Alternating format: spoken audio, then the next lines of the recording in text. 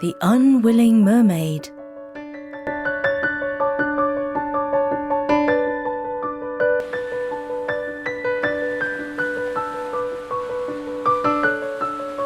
And I'm here with a nice long story, so get comfortable and ready to listen. It's about a girl and her adventures. There are quite a few twists and turns and transformations. As you can guess from the title, she becomes a mermaid. Now, I know that many people think it would be a lot of fun to be a cute mermaid, but this girl is not happy about what happens to her. Listen on to find out why.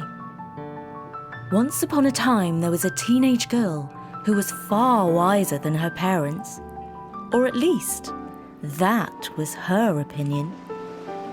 She lived with her mother and father on a hill above a stream. Often her mother would take a net and catch a fish for their supper. One evening, the girl saw that her mother's face was weary from work, and the girl said, "Mother, I'll tell you what. Let me take the net down to the stream and I'll catch our supper in no time." The mother flopped down in a chair and readily agreed. When the daughter picked up the net, she saw that there were some holes in it.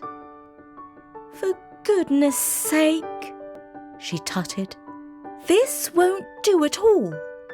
No wonder it takes you so long to catch a fish every evening.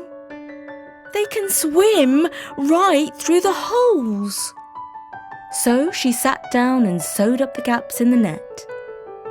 Then she held up her work and was pleased with it. "There," she told her mother. "That's a big improvement. You should have asked me to help you before." Then she ran down the hill to the stream, where she flung the net into the gushing water, fully expecting to pull out a fish right away. But she had no experience at casting a net, and it merely became caught up in some rocks. She hauled it back with some difficulty and saw that all she had caught were some stones. Worse, she had ripped a new hole in the net. She flung the net back into the river, and this time she caught an old boot. "Ah!" she said. "Third time lucky." Just then, a boy who lived nearby saw that she was having difficulty and offered to help her. "I don't need your help," she insisted. "I just wanted a couple of practice throws to train my eye. Just watch. I'll catch a big one this time." A third time, she threw the net, and by luck or skill, she hauled in a shimmering golden fish, easily large enough to feed a whole family. The boy was quietly impressed. "Yummy, yummy," the girl said to the fish. "You're going to feel nice in my tummy." Then the fish stopped wriggling and replied to the girl, "If you don't throw me back in the river right now, you'll be sorry." "Oh, I'll be sorry, will I? Tell that to somebody without any brains," she said, glancing at the boy. "I won't fall for a trick like that. What can you, a fish, do to harm a young girl like me?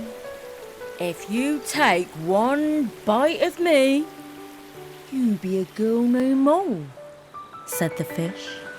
"You will turn into a fish and know what it feels like to breathe water." The astonished boy pleaded with the girl. "You've caught a magician. You'd better do as he says and chuck him right back. I'll help you catch a normal fish, so you needn't go hungry. What do you know?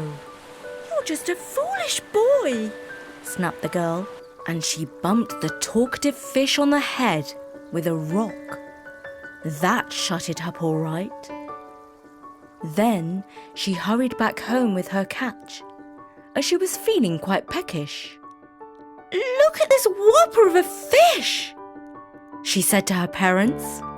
"Didn't I say I would catch a good bite to eat? Without any trouble, I expect this one will taste extra delicious because he was a talkative fish." "A what?" asked her father. "Didn't you hear me? I said he could talk, and he made more sense than either of you ever do," insisted the girl. Her father sighed. He was used to his daughter's lippy back talk. He hoped that she would grow out of her strong-headed ways before too long. He took a knife and expertly filleted the fish for her. Then she tossed it into a frying pan with butter and parsley, and soon it was sizzling away. Meanwhile, the father buttered some thick slices of bread that he had baked himself. When the fish was ready, the girl placed it on a large plate and asked her parents to admire her evening's work. They agreed that it looked and smelt impressive. She cut the fish into 3 pieces, and the family sat down to dinner. The girl was the first to prong a piece of fish on her knife and place it in her mouth. She closed her eyes and savoured it, saying, "Delicious." But when she opened her eyes, what was this? A very peculiar feeling had come over her. Was she ill? The symptoms were mighty strange. A salty taste on her lips, a sense of lightness, multiple colours swirling before her eyes. When she tried to move, her whole body flipped in a fishy, swimming motion. At last it dawned upon her that she no longer had feet, only